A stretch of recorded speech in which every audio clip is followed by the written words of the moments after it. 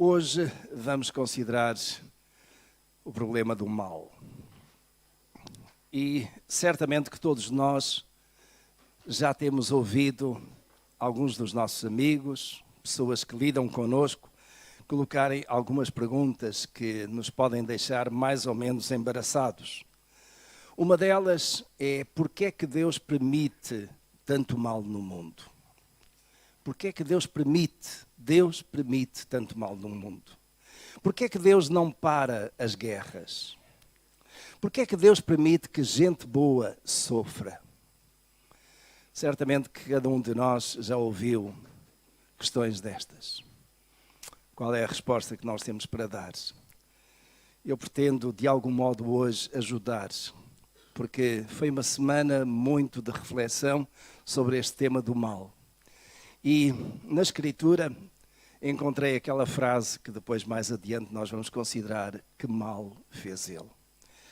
Quero chamar a vossa atenção para algumas imagens que podem ser, de algum modo, sensíveis, mas que são imagens reais, extraídas da internet, imagens que estão aí no dia a dia. E a primeira imagem que eu vou pedir que coloquem é sobre droga. E aquilo que está ali é um pequeno acampamento, entre centenas ou milhares. Este foi na Colômbia. E os irmãos notem ali alguns que estão na preparação de droga. Inclusive é uma criança bem pequena ali a presenciar, a acompanhar tudo. Mas esta imagem poderia ser tirada no México, porque o México tem zonas de grande produção de cocaína. Poderia ser tirada no Equador, ou na Bolívia, ou no Peru, todo aquele cordão leste da América Latina, e também na Amazónia. E sabemos que a Amazónia se prolonga por vários países, inclusive no próprio Brasil. Poderia ser uma das fábricas em qualquer desses países, porque são centenas ou milhares que diariamente produzem a cocaína. Vou pedir ainda ao slide anterior. E tem ali cocaína que é extraída da folha da coca, que é um arbusto nativo da Bolívia e do Peru, e do qual, através de ácido clorídrico, é extraído cloridrato de cocaína. Esse cloridrato de cocaína, um pó branco, acaba por ser misturado com cal, que ainda lhe dá mais o aspecto de pó branco, com gasolina, com ácido sulfúrico e misturado com água. Por isso mesmo os irmãos têm aquelas panelas ali sempre a queimar, a produzir todo este preparado, e depois há ali um pó que é decantado, que é assente e que depois é colocado em sacos e distribuído por todo o mundo. E daí o slide seguinte, que mostra exatamente as rotas comerciais, clandestinas, obviamente, não apenas da cocaína, que é o que está ali mais à esquerda, mais na América Central e América do Sul, mas também a heroína, que é um produto extraído do ópio, da papoila, mais na zona do Afeganistão, e vejam as rotas, verde de um produto, vermelho de outro, mas como atravessa o mundo inteiro. Aqui há uns anos atrás, eu recebi um telefonema do Brasil, de um pastor, muito preocupado com uma ovelha sua, que tinha vindo para Portugal e que estava presa aqui, numa das prisões em Matosinhos, prisão das mulheres, e eu lá fui procurando conversar com ela. Passei toda aquela barreira de identificação e estive ali um pouco com aquela mulher que me contou que foi apanhada numa rede. Ela creio que tinha vindo da zona de Foz do Iguaçu e trazia na sua bagagem, e ela diz que não sabia, uma quantidade significativa de droga. Mas a preocupação dela, e porque é que ela fez isso, porque é que ela aceitou fazer essa viagem? Por causa de alimentar os filhos. Não tinha outro modo. E a história dela, pode-se dizer, é uma história de muitas e muitas mulheres, muitos homens, inclusive, alguns dos quais trazem a droga no seu próprio corpo, através daquelas bolotas, e que vão durar durante horas no seu corpo até poderem ser extraídas. Eventualmente podem conseguir passar e com isso ganham um bom dinheiro. O tráfico de droga, meus irmãos, é diário. É diário às grandes quantidades. Ainda esta semana eu li que a polícia portuguesa interceptou um tráfico de droga que vinha de Israel para Angola, passando por Portugal, 400 e tal quilos de droga. Isto é todos os dias que acontece. Às vezes vejo alguns documentários que mostram como a droga vem nos contentores misturado com banana, misturado com ananás, misturado com qualquer outra coisa, colocada no seio de pneus de automóvel. Tudo serve para transportar droga. Às vezes vejo alguns documentários em que, inclusive nestes países da América Latina, há ali uma preocupação muito grande para verificar as malas e como alguns são apanhados, detectados ali, porque o cão foi e farejou, cheirou ali um pouco de droga e as malas têm fundos. Pessoas que misturam droga com comida para ver se passa. Meus irmãos, este tráfico é diário. Todos os dias são milhares e milhares de quilos que transitam de um lugar para o outro. Meus irmãos, tenho ali uma indicação de, aqui do lado esquerdo, 36 milhões de consumidores em todo o mundo. Isso significa quase 4 vezes a população de Portugal, de consumidores de droga. Seja de cocaína, de heroína ou de alguns outros. E eu mais adiante vou-vos mostrar um que certamente vos vai arrepiar. Vamos ao slide seguinte. Bairro do Viso, no Porto. Poderia ser o bairro da Pasteleira, poderia ser qualquer outro bairro, inclusive em Matosinhos também, mas é na nossa terra, é nas nossas imediações. E tem ali apenas uma breve estatística daqueles casos que são conhecidos e que estão a ser acompanhados clinicamente, através de troca de seringas, através de algum meio de apoio para ver se consegue libertar estes da droga. Mas em Portugal, em 2017, havia cerca de 27 mil consumidores que estavam a ser tratados. Se isto eram consumidores que estavam a ser tratados, os irmãos podem multiplicar por 4, 5 ou por 10 aqueles que não estão a ser tratados, mas que são consumidores também. Como isto é avassalador. Só destes 27 mil no país inteiro, quase 10 mil estão na região norte. Aliás, a região norte de Portugal é das mais consumidoras, das mais afetadas pela droga. É terrível. E porquê? Porque, de facto,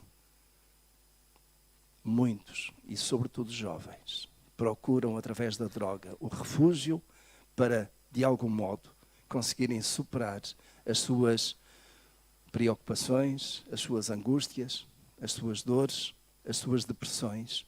O slide seguinte mostra-nos o supermercado da droga no Porto. Ali a droga é vendida à descarada. E aquela mulher que está ali, mais ou menos no centro, é a empresária. Ela tem vários, e alguns são bem jovens, que vão passando droga, aqueles pacotinhos, e trocando droga por 20 euros, por 30, por 40, e deste modo vão alimentando milhares e milhares. Meus irmãos, esta é a nossa realidade. É este o mundo que nós vivemos. Um mundo em que há tanto mal. E o mal da droga é apenas um deles, que é terrível. O slide seguinte é chocante, meus irmãos. Não é pintura, não é quadro. Eu próprio não conhecia, mas uma droga chamada crocodile ou crocodile. E que, de certo modo, vem ter o seu nome exatamente por causa daquilo que provoca na pele, em particular, no início, mas depois em todo o corpo humano. Eu procurei ser muito moderado nas fotografias, porque tem outras em que há uma desfiguração total, em que a carne é simplesmente comida por esta droga. Esta droga surgiu na Sibéria e na Rússia Oriental em 2004. A droga cocaína, heroína, é muito mais antiga. Mas esta é uma das mais recentes. E é uma espécie de morfina sintética composta por codeína e por isso mesmo tem o efeito entorpecente, tem o efeito como que anestesiante, que deixa a pessoa completamente distante, alheia de tudo. Mas o problema depois está na mistura.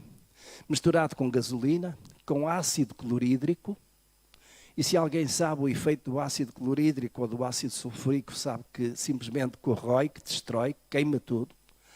Misturado com iodo e com fósforo. Esta é uma mistura que é altamente tóxica e destrutiva. E, segundo alguns, é uma versão barata da heroína. Por isso mesmo é adquirida, é comprada, mas tem um efeito destruidor, avassalador. Provoca ulcerações na pele, que fica com o tom esverdeado, escamoso e com necroses e gangrena. Eu procurei, meus irmãos, ser muito cuidadoso com estas fotografias. Elas estão na internet, mas aquilo que eu vi é muito pior do que isso. Corpos desfigurados, como se estivessem a ser corroídos, e neste caso corroídos por dentro. E é uma droga que está a ser consumida por muitos e muitos jovens. Outrora dependentes da heroína e que não têm dinheiro para a comprar e que acabam por optar por esta. E deste modo fazem, de facto, o seu caminho para a destruição no instante. Slide seguinte, por favor.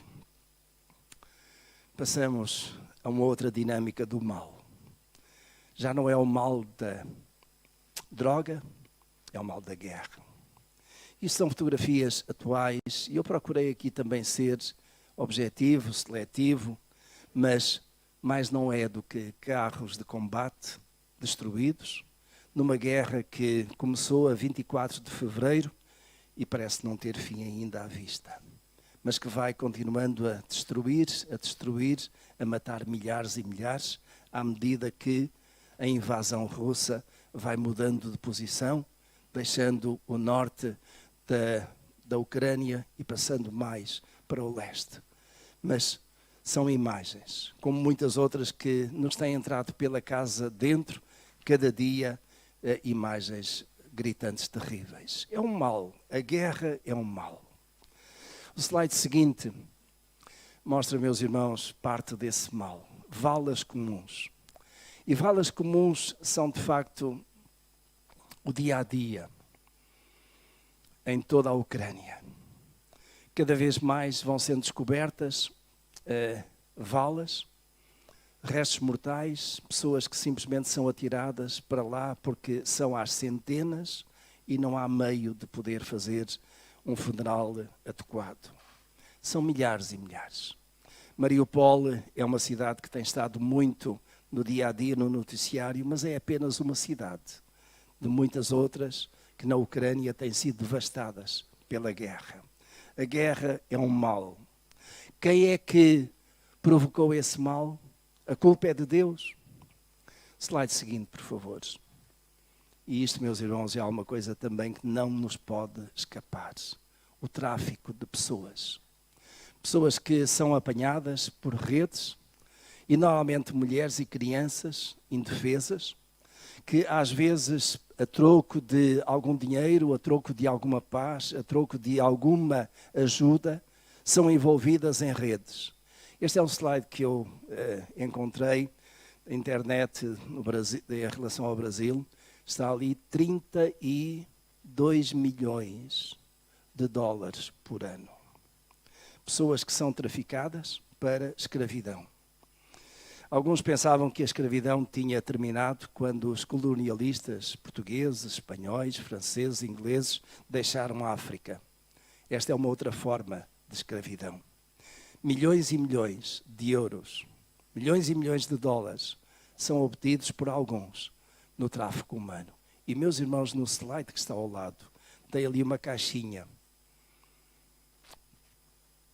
que poderia ser de medicamentos, mas é de um coração, de um pulmão, de um rim, de um fígado, tráfico de órgãos.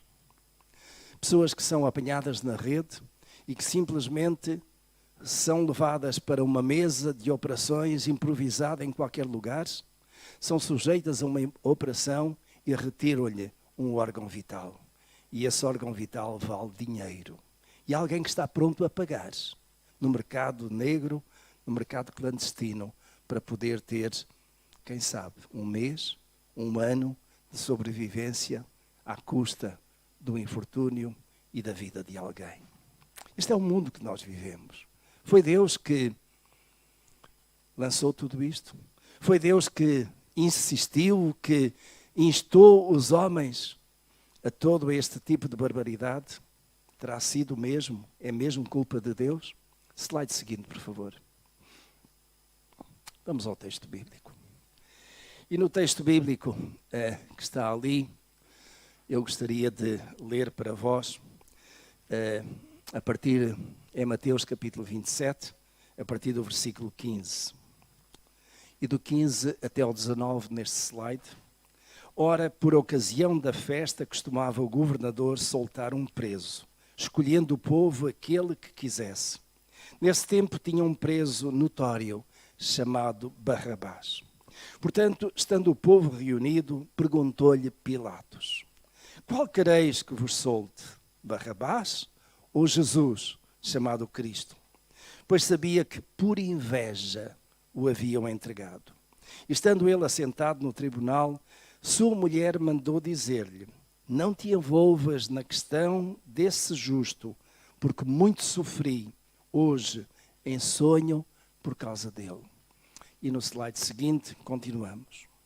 Mas os principais sacerdotes e os anciãos persuadiram as multidões a que pedissem Barrabás e fizessem morrer Jesus. O governador, pois, perguntou-lhes: qual dos dois quereis que eu vos solte? E disseram: Barrabás. Tornou-lhes Pilatos: que farei então de Jesus, que se chama Cristo? Disseram todos: seja crucificado. Pilatos, porém, disse: pois que mal fez ele? Mas eles clamavam ainda mais: seja crucificado. Ao ver Pilatos que nada conseguia, mas pelo contrário, que o tumulto aumentava, mandou trazer água, lavou as mãos diante da multidão, dizendo: sou inocente do sangue deste homem, seja isso lá convosco. E todo o povo respondeu: o seu sangue caia sobre nós e sobre os nossos filhos. Então lhes soltou Barrabás, mas a Jesus mandou açoitar e o entregou para ser crucificado. Este texto, meus irmãos, leva-me a considerar 3 aspectos aqui que eu considero fundamentais, centrado neste tema, nesta pergunta: que mal fez ele? O primeiro é a fraqueza de um líder. A fraqueza de um líder chamado Pilatos. Pilatos tinha toda a autoridade para soltar quem quisesse. Tinha toda a autoridade para condenar, mesmo à cruz, quem quisesse. No entanto, Pilatos, neste processo aqui, em que ele estava confrontado com Jesus, estava de certo modo ali a ser pressionado pela liderança dos judeus, particularmente pelos principais sacerdotes, por alguns fariseus, por alguns homens importantes da sociedade judaica. Ele tinha sido avisado pela esposa de que era perigoso aquilo que ele estaria pronto a fazer, que a esposa tinha tido um sonho. E com esse sonho, ela procurou ajudar o seu marido, líder, ali, a não fazer nada que viesse a prejudicar este homem. Porque diz essa mulher, nesse sonho: muito sofri hoje em sonho por causa dele. Não te envolvas na questão deste justo. Deus fala em sonhos, até mesmo àqueles que não são seus. que de algum modo podem receber esta mensagem. E esta era uma mensagem de alerta, uma mensagem de cuidado, uma mensagem que levaria à reflexão. E esta mulher, certamente amando o seu esposo e procurando o melhor para ele, diz: não te envolvas neste justo, porque em sonho, eu tenho esta indicação. Pilatos não atendeu à sua esposa. Pilatos olhou para aquela multidão e de certo modo começou a perceber que havia ali um tumulto, que havia uma manifestação, que havia alguma coisa que estava a incendiar aquele povo. E Pilatos, que podia chamar todos os soldados, devastar, digamos, e derrubar toda aquela manifestação antagónica, ele teve medo da multidão. Reparem como é que alguém que tem todo o poder nas mãos, que tem um exército, que tem os meios para acalmar, para prender os dirigentes, manifesta este medo. É aquilo que a Escritura diz. Ao ver Pilatos, que nada conseguia, mas pelo contrário, que o tumulto aumentava. Ele teve medo desta multidão, teve medo de não conseguir controlar. E depois, o que é que Pilatos faz? Ele auto-inocentou-se. Ele diz: então o problema é vosso. Eu já não tenho nada a fazer aí, eu vou lavar as minhas mãos. E esta lavagem de mãos de Pilatos, que tem ficado na história, que tantas vezes tem sido usada para aqueles que não querem mexer naquilo que é sujo, não querem limpar e fazer aquilo que é correto, é um lavar de mãos. Não é, ou não foi iniciado, não foi inventado por Pilatos, já vinha de trás. Aquilo que Pilatos faz, no fim de contas, é uma cena diante de todos de que eu já não tenho nada a ver com isso. Eu não vou mais tomar posição aí. Meus irmãos, de facto, tantos males têm varrido o mundo de hoje, o mundo ao longo dos séculos, por causa da fraqueza e da maldade de alguns líderes. Vou só mencionar, porque ali no slide, na parte de baixo, do meio para baixo, tem alguns desses líderes. Lembramos o caso de Hitler. Não leva assim tantos anos. Talvez nenhum de nós, alguns talvez sejam desse tempo. Eu nasci em 1953, a Segunda Guerra Mundial já tinha passado, apanhei os efeitos, mas não vivi aquele tempo. Mas quem viveu aquele tempo, de facto sabe muito bem que por causa da ambição de um homem, a Europa foi arrasada. A França foi arrasada, a Bélgica, os países nórdicos, parte da Inglaterra também, a Polónia, tantos outros países foram completamente arrasados. Mais ainda daquilo que nós vemos hoje em algumas situações na Ucrânia. A própria Alemanha depois foi arrasada quando os Estados Unidos decidiram intervir. E foram precisos anos e anos para a restauração, a recuperação da Europa. Espanha e Portugal não estiveram assim envolvidos, talvez por razões políticas, nas quais eu não vou entrar. Mas o que é certo é que Hitler voltou-se muito para o centro da Europa e na direção leste, chegando até à Rússia. Espanha e França foram de algum modo poupados, ainda que tivessem mandado soldados para essa guerra. Mas, meus irmãos, nós sabemos que por causa da ambição de um homem, a Europa sofreu tremendamente. Foram milhões os que foram mortos. Um pouco depois veio Stalin. E Stalin, é interessante, também é caracterizado por brutalidade. E a brutalidade de Stalin foi de tal modo que levou ao genocídio de vários povos, uma limpeza étnica, purgas, fomes e também o extermínio de todos os seus opositores. É interessante que Stalin ficou na história conhecido como Stalin, mas o nome dele não era Stalin. O nome dele deriva de Stal, que é uma palavra russa que significa ferro. Stalin era o homem de ferro. E ele liderou aquele país, toda aquela guerra, com mãos de ferro, esmagando tudo e todos. De facto, a brutalidade de Stalin provocou tanta miséria, tanto mal, tanta morte. Nos dias de hoje, é Putin, que eu considero é um homem vaidoso. Um homem que, de certo modo, pretende vingar o grande império russo que foi desmantelado no final dos anos 80, princípio dos anos 90. Depois da era de Gorbachev, que procurou fazer tudo para que houvesse paz e o chamado Muro de Berlim foi destruído. Eu estive em Berlim no ano 90, creio eu, no final do ano 90. Lá exatamente ainda havia alguns restinhos do Muro de Berlim e como as pessoas passavam de um lugar para o outro. Mas aquela cidade tinha sido dividida. E o povo da Alemanha do Leste finalmente tinha paz e podia chegar à zona mais rica da Alemanha da Europa. Mas durante anos, chamada Cortina de Ferro, separou povos, separou famílias, separou gerações. Putin, nos dias de hoje, procura restaurar e tem essa ideia do grande império russo.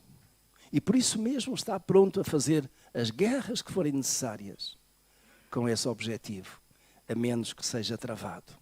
Não importa, meus irmãos, que nome ele dá àquilo que está a fazer na Rússia. Para ele e para a propaganda interna é apenas o quê? Uma operação especial. Para nós, que estamos aqui à distância, vemos que é guerra. E guerra que lança mísseis sobre hospitais, sobre maternidades, sobre civis, para além dos alvos militares. Provoca a destruição, provoca a fome, provoca já mais de 4 milhões de desalojados na Ucrânia. Meus irmãos, de onde é que vem este mal? É culpa de Deus? Foi Deus que instigou Putin para fazer isso? É Deus que instiga os grandes chefes de cartéis de droga para inventarem novas drogas que vão matar por causa de milhões? É Deus que faz isso. Juntamos ainda, nos dias de hoje, os líderes do Estado Islâmico.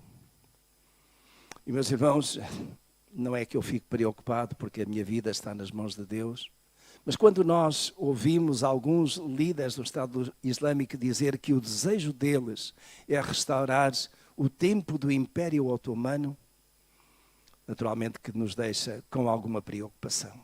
E no tempo do Império Otomano, o que é que acontecia? O islamismo estava na Península Ibérica. A Andaluzia.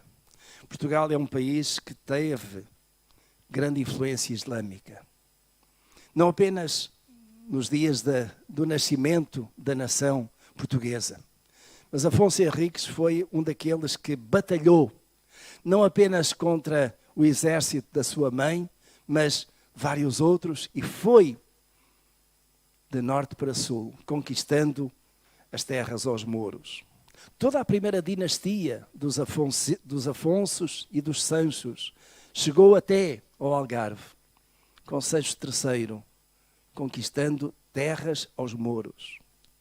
Na Espanha aconteceu a mesma coisa, mas a Andaluzia, El Andaluz, é alguma coisa que ainda está muito patente nas mentes dos líderes islâmicos que desejam restaurar esse império islâmico. E ele vem desde a costa oriental portuguesa até à Turquia, até à Síria, por aí fora. É o desejo, meus irmãos, de alguns de querer dominar o mundo, de querer subjugar os outros, de querer de algum modo fazer estas conquistas. Não importa o quê, não importa quanto mal fazem, porque de facto, para eles, aquilo é o seu desejo, é a sua matriz. De facto, líderes que são fracos semeiam tanto e tanto mal. Vamos passar ao segundo ponto que nós encontramos aqui na Escritura, neste texto que vos li, que é o desafio a Deus. E isto, meus irmãos, é mais grave, podemos dizer ainda. Porque aquilo que o povo respondeu a Pilatos, quando Pilatos diz, lavou as mãos e diz, sou inocente do sangue deste homem. Seja lá isso convosco. E qual foi a resposta da parte dos judeus? Verso 25, todo o povo respondeu, o seu sangue caia sobre nós e sobre os nossos filhos. Meus irmãos, às vezes há respostas que são tão impensadas, mas que acabam por ter o efeito bumerangue. Elas voltam lá. O seu sangue caia sobre nós e sobre os nossos filhos. Meus irmãos, isto aconteceu por volta do ano 30 da era cristã. Por volta do ano 30. 40 anos depois, estamos no ano 70. E no ano 70 aquilo que aconteceu é que os romanos estavam tão cheios, tão fartos da resistência dos judeus, que decidiram sitiar Jerusalém, cercar Jerusalém. E Jerusalém foi cercada durante cerca de 2 anos. Passou fome, passou miséria, resistiu, mas finalmente os romanos entraram em toda aquela cidade, destruíram tudo, arrasaram tudo. E mais não foi do que o cumprimento daquilo que o Senhor Jesus tinha dito, quando um pouco mais tarde, aliás mais cedo em relação a este texto, no chamado sermão profético, ele, digamos, confrontado, os seus discípulos disseram, ó mestre, olha para este templo maravilhoso, para este lugar tão sumptuoso. E Jesus lhe diz, não ficará aqui pedra sobre pedra que não seja derribada. Meus irmãos, no ano 70, 40 anos depois disto, Jerusalém é arrasada. As muralhas são destruídas. O templo é completamente arrasado. Não ficou pedra sobre pedra. O seu sangue caia sobre nós e sobre os nossos filhos. E caiu. Caiu no ano 70. Mas foi caindo nos anos seguintes também, quando durante aquele cerco, e por causa daquele cerco, os judeus tiveram que sair de Jerusalém, tiveram que deixar a Palestina, fugiram literalmente para os lugares mais distantes do Império. E meus irmãos, até ao ano de 1948, não houve mais Estado de Israel.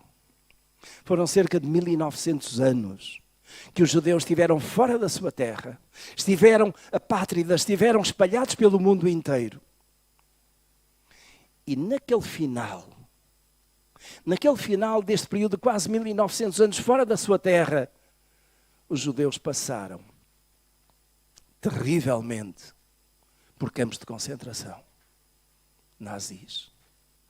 6 milhões de judeus foram mortos. 6 milhões de judeus, muitos deles foram para campos de concentração como Auschwitz, Birkenau e tantos outros lugares, que hoje são lugares históricos, vazios, graças a Deus, mas lugares históricos, que mostram os horrores daquelas ideias maquiavélicas de Hitler.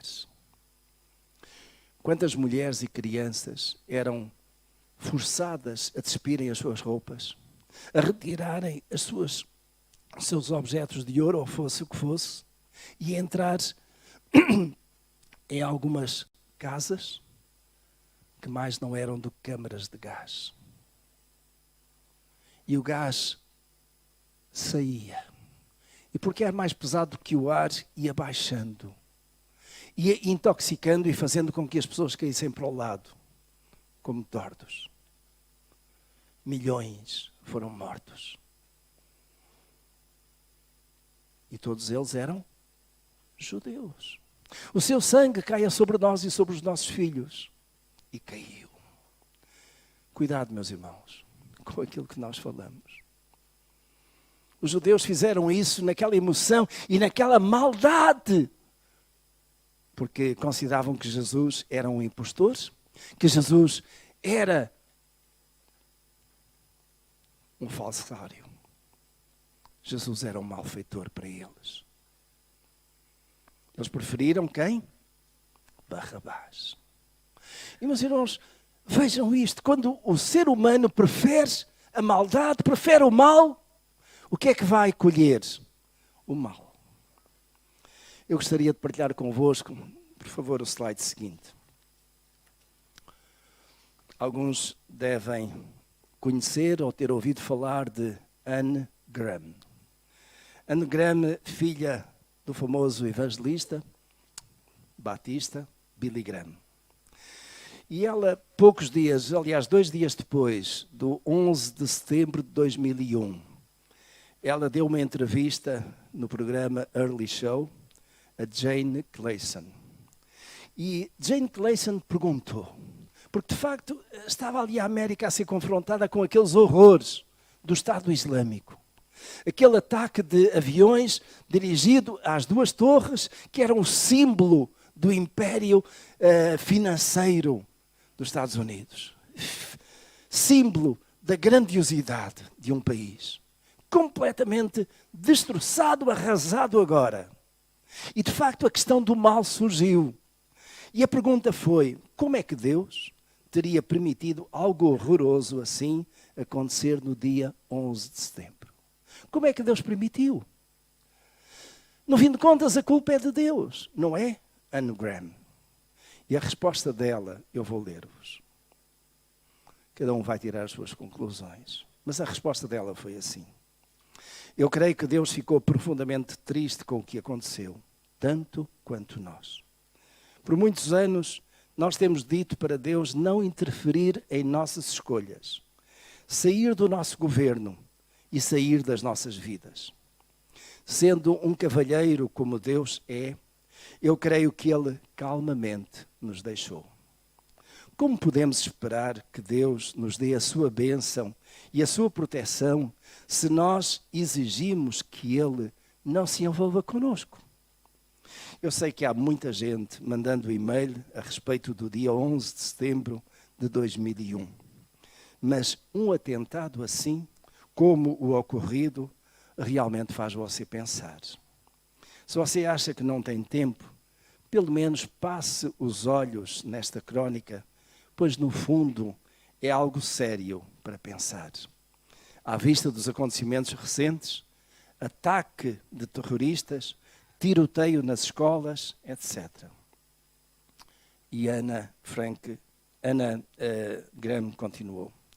Eu creio que tudo começou desde que Madeleine Murray O'Hare, que foi assassinada e o seu corpo encontrado recentemente, se queixou de que era impróprio se fazer oração nas escolas americanas, como se fazia tradicionalmente.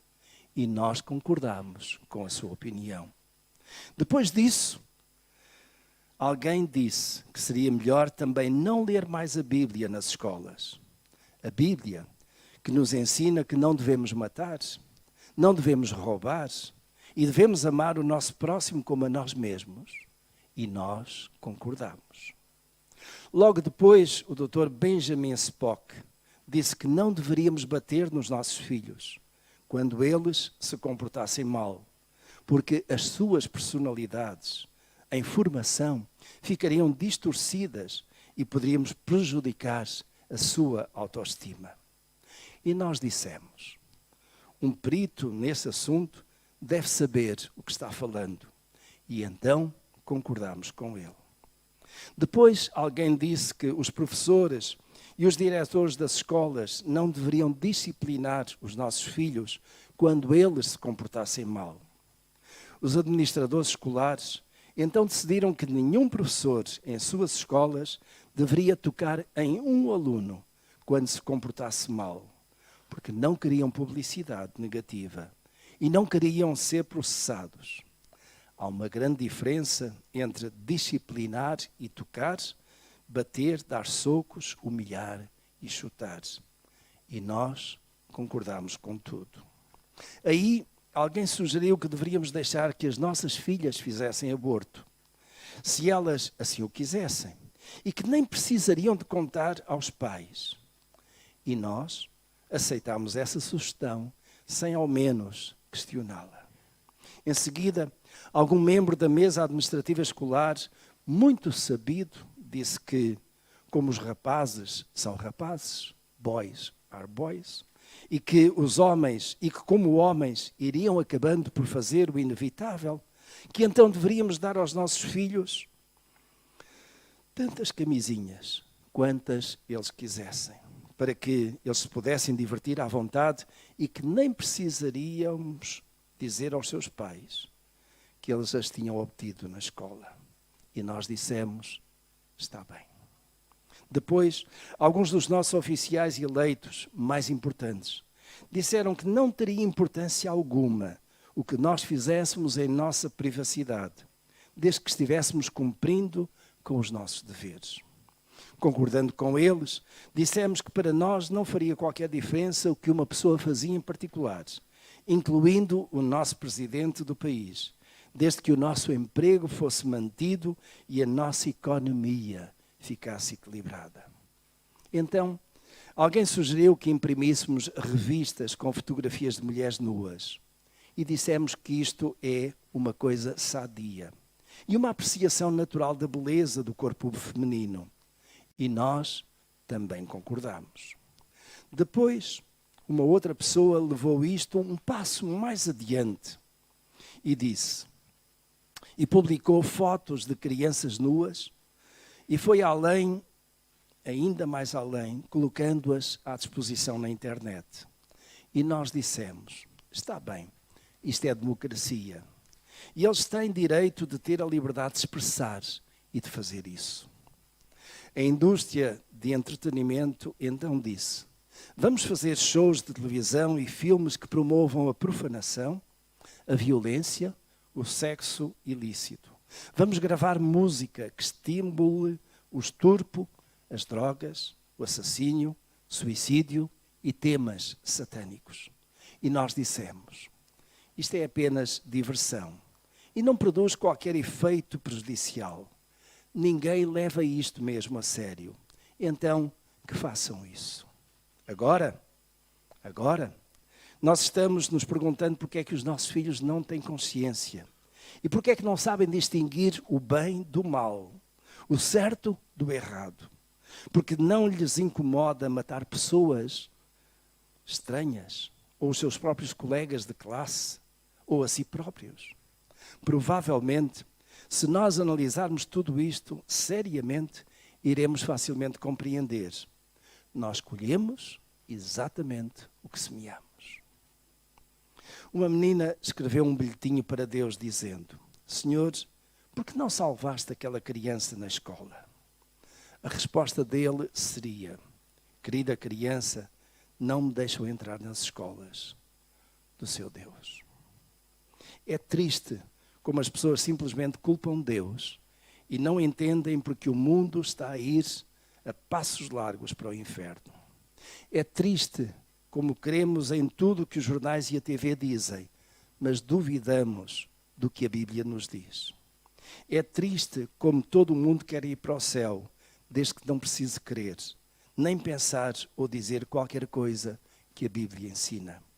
É triste como alguém diz, eu creio em Deus, mas ainda assim segue a Satanás, que por sinal também crê em Deus. É contraditório que somos rápidos para julgar, mas não queremos ser julgados. Como podemos enviar centenas de piadas pelo e-mail e elas se espalham como fogo, mas quando tentamos enviar algum e-mail a respeito de Deus, as pessoas têm medo de compartilhar e reenviá-los para outros? É triste ver como o material imoral, obsceno e vulgar corre livremente na internet, mas uma discussão pública a respeito de Deus é suprimida rapidamente na escola e no trabalho. É triste ver como as pessoas ficam inflamadas a respeito de Cristo no domingo, mas depois se transformam em cristãos invisíveis no resto da semana. E pior do que tudo isso, como nós nos preocupamos mais com o que as outras pessoas pensam a nosso respeito do que com o que Deus pensa de nós. Creio, meus irmãos, que Anne Graham calou naquela altura muitas vozes que punham em causa, ou que de certo modo queriam atribuir a Deus a culpa de tudo. O slide seguinte, meus irmãos, é interessante. A mesma mulher, quase 20 anos depois. Anne Graham, quando tirou esta fotografia, estava no hospital, em recuperação de um cancro na mama. É interessante, não é? Como é que uma mulher de Deus também fica doente?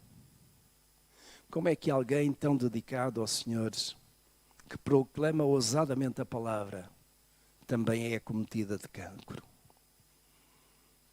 Os meus irmãos, ela usou aquele tempo no hospital e fez várias sessões de quimio, falando de Jesus. Ela falava de Jesus. Apesar de, e foi uma oportunidade para mostrar que mesmo os servos ou as servas de Deus também são acometidas de doença. Todos nós, meus irmãos, estamos sujeitos. Mas o que é interessante é que ela está ali. Ela acabou por ter que rapar o cabelo, a cabeça, porque o seu cabelo foi caindo. Graças a Deus, isto aconteceu em 2019 e ela está reabilitada. O Senhor tocou na sua vida e ela continua a falar de Jesus.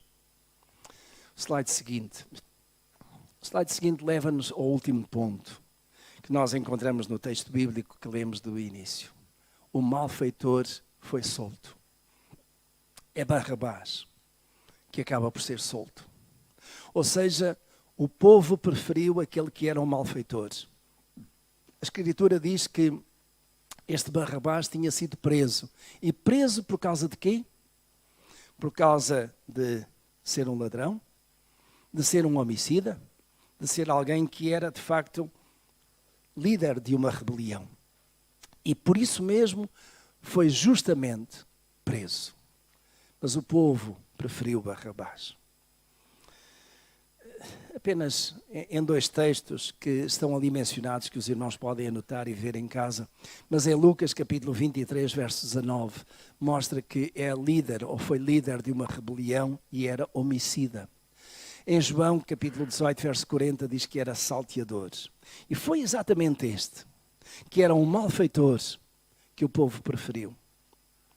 E o que é que Barrabás veio a fazer depois que foi solto? Fazer aquilo que tinha feito antes.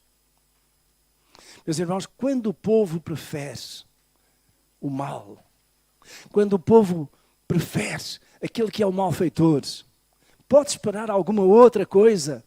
Pode esperar alguma coisa de boa que venha daí? Certamente que não. O povo sem Deus sempre prefere Barrabás. Há muitos Barrabás pelo mundo fora. Eu direi que os Barrabás que estão na droga, como El Chapo, como tantos outros líderes de gangues de droga, que têm feito milhões e milhões à custa da desgraça, da miséria de tantos. Aqueles que hoje são líderes de organizações subterrâneas que promovem a escravidão humana. Aqueles que são líderes de uma organização ou de organizações que fazem o tráfico de órgãos. Todos eles são Barrabás para mim. Todos eles, no fim de contas, são malfeitores, provocam tanto e tanto mal. E a pergunta, de certo modo, continua a ser aquela: que mal fez ele? Que mal fez Jesus? Que mal fez Deus a este mundo? É porventura Deus culpado da droga? É porventura Deus culpado do crime? É porventura Deus culpado da guerra? É porventura Deus culpado de tanto mal que está a ser semeado nos dias de hoje? Meus irmãos, a resposta é não. É o homem que escolhe isso mesmo. Aquilo que nós poderíamos usar em termos teológicos, o chamado livre-arbítrio. O homem escolhe entre o bem e o mal, e o homem escolhe o mal. E depois culpa Deus. E depois desafia Deus a parar com aquilo que é a maldade humana. Isso vai parar um dia. De facto, um dia Deus enviará de novo o seu Filho ao mundo para fazer parar tudo isso, cessar toda a guerra. Mas até lá, meus irmãos, há tanto e tanto mal que vai continuar. Não sejamos nós participantes desse mal também, em circunstância alguma. Mas de facto, meus irmãos, o povo sem Deus prefere Barrabás em vez de Jesus. Prefere fazer o mal em vez do bem. Prefere praticar a injustiça em vez da justiça. E depois, culpa Deus. Tem sido assim, vai continuar a ser assim. Eu vou concluir, meus irmãos, e o último slide está aí. Aquele que apenas fez o bem foi sacrificado por quem? Pelos invejosos, pelos tiranos, mas ainda hoje aquele que fez o bem continua a amar. E continua a amar e a salvar quem? Todo aquele que crê nele e segue os seus ensinos. Os irmãos lembram-se quando Jesus foi crucificado. Ao lado dele foram dois outros, criminosos. E foram crucificados exatamente porque eram criminosos, malfeitores. Tinham feito mal. Um deles reclamou de Jesus. Salvaste os outros, salva-te, salva-nos a nós também, salva-te a ti mesmo e a nós. Mas o outro disse, nós estamos aqui porque fizemos mal. Lembra-te de mim quando entrares no teu reino. E Jesus disse, ainda hoje estarás comigo no paraíso. Foi um malfeitor, mas um malfeitor que se arrependeu. Um malfeitor que já não teve tempo de reparar o mal. Mas esta mesma palavra é para os malfeitores de hoje. Qualquer que seja o seu mal, arrepende, muda. Deus continua a estender a sua mão. Deus quer que todo o povo seja salvo. Até mesmo aqueles que foram malfeitores. E meus irmãos, quando nós realmente reconhecemos o nosso pecado e nos voltamos para Deus, Ele perdoa-nos.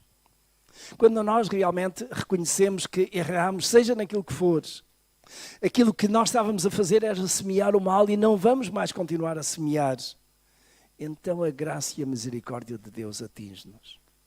E nós somos salvos, nós somos libertos. É graça e misericórdia de Deus. Nós, como crentes, devemos ser arautos da paz, promotores da justiça, fazedores do bem. Que mal fez ele, Jesus? Mal nenhum. E nós que o seguimos, também devemos do mesmo modo fazer mal nenhum. Que Deus nos ajude no nosso dia a dia. Não apenas procurarmos semear a palavra de Deus, mas também na nossa vida. Onde quer que estejamos, semear obras dignas de arrependimento. O Senhor espera de nós que façamos a diferença na nossa sociedade. Uma sociedade que, no fim de contas, está tão impregnada de tanto mal. Mas foi aos seus discípulos que Jesus disse lá no Sermão da Montanha: vós sois o sal da terra, vós sois a luz do mundo. É isso que nós devemos ser. E aquele que é sal da terra, aquele que é a luz do mundo, não vive no meio do mal, nem pratica o mal, nem instiga o mal, nem se junta ao mal, não é cúmplice. Afasta-se do mal e promove o bem. Que o Senhor nos ajude. Este é um tempo fantástico que nós temos aí. Semana da Páscoa. É uma excelente oportunidade. Eu procurei trazer-vos esta mensagem, esta palavra hoje, para encorajar cada um de vós. Quando fordes confrontados com a questão do mal, possam dizer exatamente isso. Todo o mal é culpa do homem que o semeia. De Deus só veio o bem. E nós, seus filhos, queremos fazer o bem. E tudo faremos para que esse bem seja conhecido. Que Deus ajude e abençoe cada um de nós.